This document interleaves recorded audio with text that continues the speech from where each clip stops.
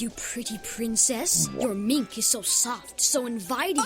Get away from me, you creep! You know, I've been feeling kind of nostalgic lately. Maybe it's the whirlwind just outside my door, or maybe it's just the fact that I'm getting older. But whenever I do get nostalgic, one of my go-tos is Hey Arnold. I don't know how much people care about the show these days, but way back in my day, especially before Avatar, Hey Arnold was cut from a different cloth altogether, even down to its sense of style. Sure, it had the weird body shapes that defined character design of the 90s, but the show had this unique colored pencil look to it that I don't think has been truly fully replicated to this day. Then you just give it this subtle yet beautiful soundtrack. People, Arnold. We can rebuild the cages and sweep up. Your birds will come back. Of course they'll come back. One of the first cartoons to really understand that aspect of production and not just rely on stock or classical tracks. All of these elements creates this chill environment that just takes you back to a better day, even if the show wasn't a part of your childhood, like it was mine. Some of the stories the show told are still legendary even to this day. Pigeon Man, Helga on the Couch, Arnold's Christmas. December hasn't really begun until you've seen that one. But even its more low-key episodes have just that beautiful simplicity of days gone by. The show is never demanding. It's really gentle, without being blasé or boring, something that many shows have tried to replicate, but very few have truly gotten in this day and age. Of course, things were never as perfect as we thought they once were, especially when looking back. And a couple of Hey Arnold episodes managed to be legendary for all of the wrong reasons. Arnold betrays Iggy, and a show that tended to bat so high, that one is just confounding. This is a show that's all about a good, uplifting feeling, where there's always hope, there's always a chance that some positive end can come no matter how dire a situation. And then you have that episode that just subverted everything the show was. And it's so incongruent, it makes you turn your head sideways. I talked about that one a long time ago, in another era that I'm nostalgic for, ironically enough. But I know I'm not the only one feeling nostalgic for those times either. You know, back when the internet was a fun place. You had people with genuine passion for these weird niche interests and wanted to share them to anyone, or they wanted to copy the people who were doing that. Most of them weren't technically good, but I think there's something that was just lost along the way when everyone started to chase the algorithm. At some point, people just stopped making videos. They started making content. And all too often it was just to appease a computer over the audience. And as time went on, more and more content was devoid of content, devoid of substance. It's a word that's tainted with irony, because people who just produce content are creating things with none. Content! Times now are kinda sad, and if you'll indulge me, I want to go back, just for a little while. So, let's talk about an episode that's actually worse than Arnold Betrays Iggy, but it's not as often talked about, Curly's Girl. Because my god, it is one of the most fascinating failures of an episode that I've ever seen, and I'm feeling a little bit passionate about talking about it right now. So, Hey Arnold is defined by having a very diverse cast, not just in ethnicity, but in personality. We have Arnold, who is defined by being the super helpful kid, Phoebe, who is defined by being the super smart girl, and then you have Curly, who is defined by being super insane. That's it, really. That's the long and short of his character. He's constantly just having these bizarre, over-the-top breakdowns at the slightest drop of the hammer. In one episode, he framed Eugene and almost got him expelled. Why? Because Eugene chewed on his pencil.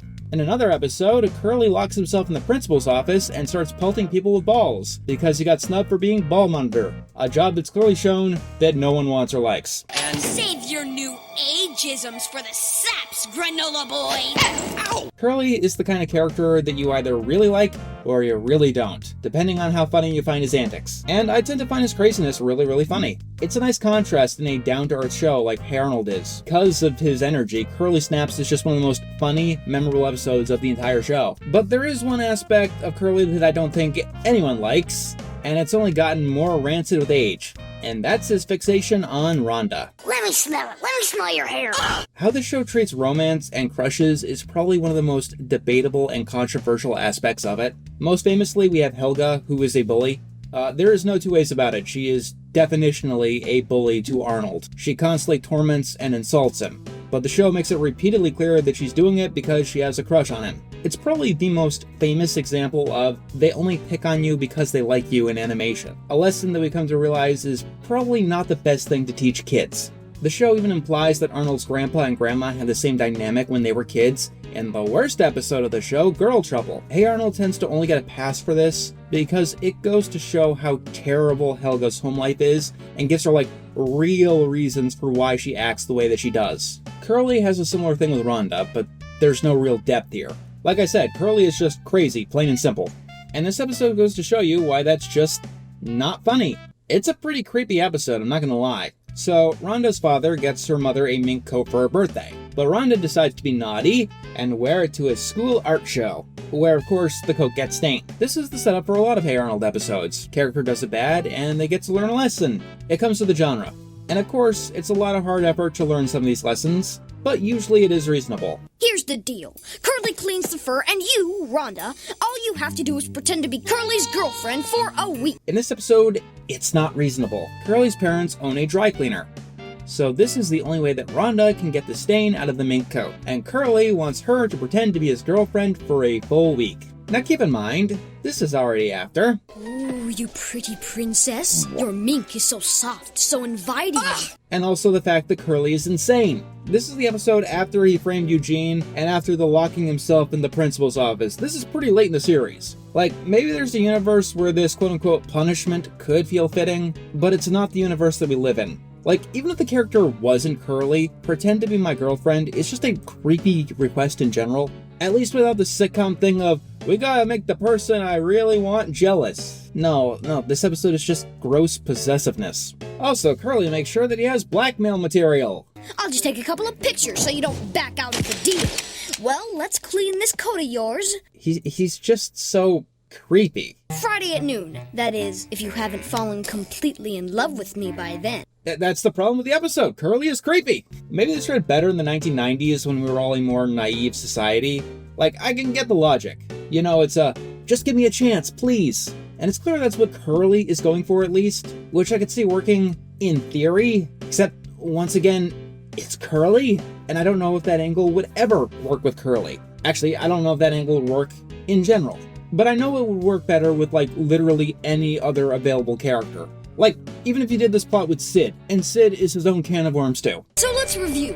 When I say Rhonda, my love, you say yes, cutie pie. Curly is just so controlling. Once again, I can see the logic in the writers. Rhonda did a bad thing, and karmically she should get some consequence for doing that. That's how a morality tale works. But romance-related stuff, as long as the transgression isn't related to romance, just feels wrong when you're watching it. There's this other episode, Deconstructing Arnold. Rhonda messes with Curly by writing fake love letters. And even though it was Helga's suggestion, it still feels like Curly's behavior would be more fitting to that narrative. When the foundation of an episode is just so bad, you end up not finding the antics funny. Rhonda goes through a lot in this episode, and if there wasn't some creepy undertones, everyone else thinking that the two of them were together could actually be kind of funny. But it's not. And if that was the beginning and the ending of the episode, all it was about, this review might be a little bit of an overreaction. Calling it worse than even Arnold Betrays Iggy. But then Friday comes around, and you realize we got half of the episode to go. 12 p.m. sharp, Rhonda tells Curly exactly what she thinks about him. Curly, you're a low-down, despicable creep. Now crawl back under the rock you came out of, you slug. And it's hard to feel bad for him because he's Curly, and he's a creep. The writers feel bad for Curly, and the writers want you to feel bad for Curly. So the second half of this episode is this stupid sympathy tour. We see him sniffing the shirt that he got Rhonda to wear because he was blackmailing her. And everyone looks sorry for him, and the music is all sad, and it's clear that they want you to feel sad for Curly, and I'm just no, not happening, try again. And then everyone just gets really hostile to Rhonda, which doesn't help the episode. I'm afraid you're gonna have to find some other seat. I don't sit with no heartbreaking harpies. Oh. Even ignoring the first half of this episode, would anyone really get this up in arms over someone else's breakup? Even a messy public one? May I borrow the black paint, Helga? Perfect. It'll match the color of your heart. Excuse me? Yeah, because Helga Pataki knows how to treat a lover. What am I watching? I'll tell you what I'm watching. Rhonda breaks up with the creepy kid, and everyone feels bad for the creepy kid that they all know is creepy. So what happened here? I don't know if this is the right word for it, But this part of the episode just feels so out of character for the entire student body to be acting like this. Like, love drama happens on the show quite a bit, which is another discussion, but in pretty much all of those circumstances, everyone is usually just minding their own business. Like, Helga brains brainy all the time, in clear view of everyone, and he's clearly got a crush on her, and no one bats an eye. And it's not like anyone is expecting Rhonda to be the bastion of politeness anyway. She's not Lila. Rhonda is the rich girl, the alpha type, the one who's constantly snooty, and she dresses down people like that all the time.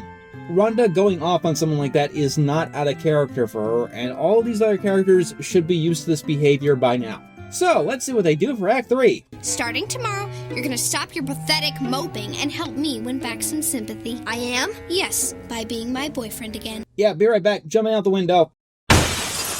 Well, what do you know?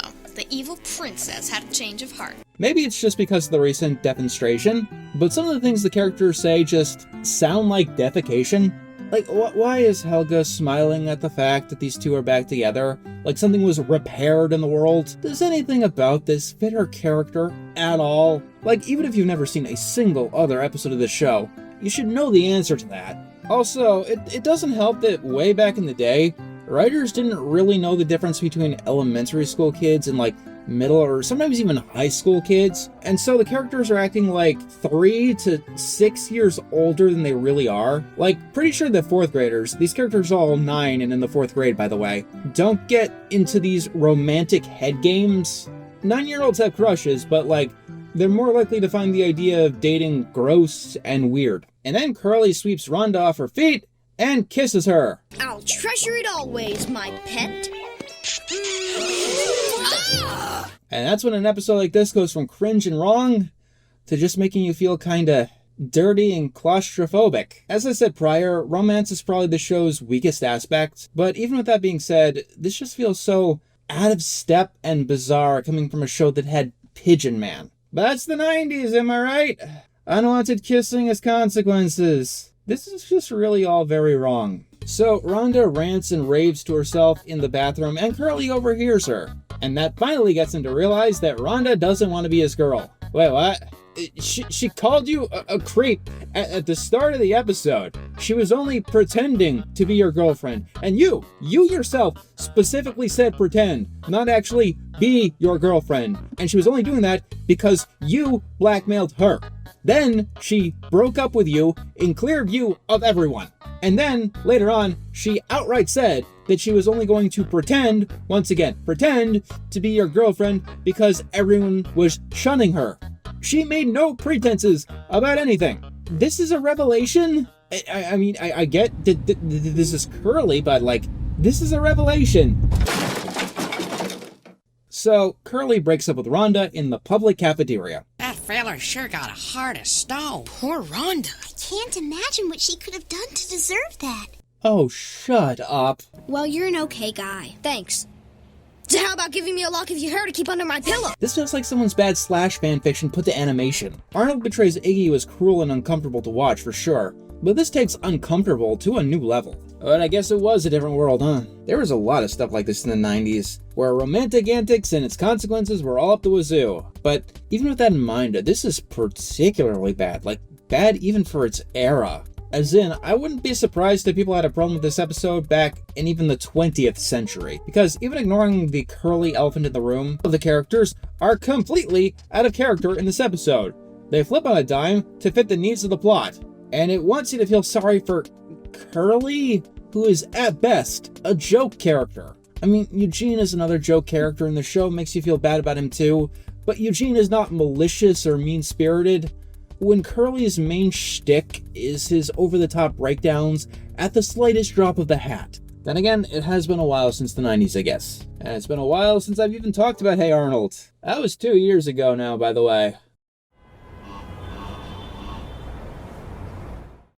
God, time just moves too fast, doesn't it? It definitely seems like an odd move to celebrate or embrace the past by really digging into a bad element of it. But one, I'm not going to embrace the illusion that everything way back then was all hunky-dory. But I think that was one of the fun parts of back when I was doing this thing way back at the start. People did mock and rip bad movies, cartoons, video games, And in a sense, it gave them a new life. Because people make fun of zeroing, that's the only reason anyone remembers that game at all. Recently, I saw the trailer for the new Bubsy game, and I don't know, it kind of broke something in me.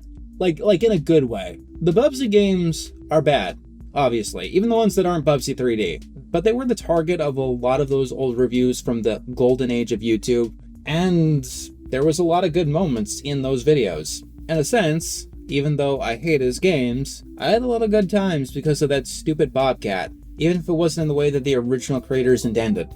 And I can really only hope that you guys have had a similar feeling to watching me go on about Captain Planet, Norm of the North, Dorbies, or even Arnold Betrays Iggy. There's something inspiring about being able to take the bad things and making them something a little bit special, even if it requires turning them on their ear. A lot of these things were wastes of time, but the irony of life is that some of your best moments come from when you were just wasting time, like when you were a kid and just not doing anything and watching cartoons.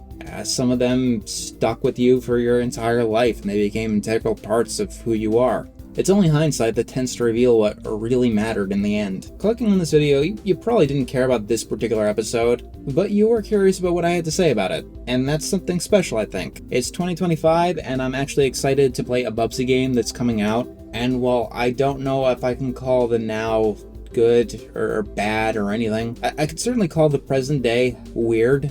And that might be something beautiful, I don't know. I've redone quite a few of my old reviews at this point, now that I'm older and theoretically wiser. You know, what's one more? Join us next time when I give a second look to the Bubsy cartoon. What could possibly go wrong?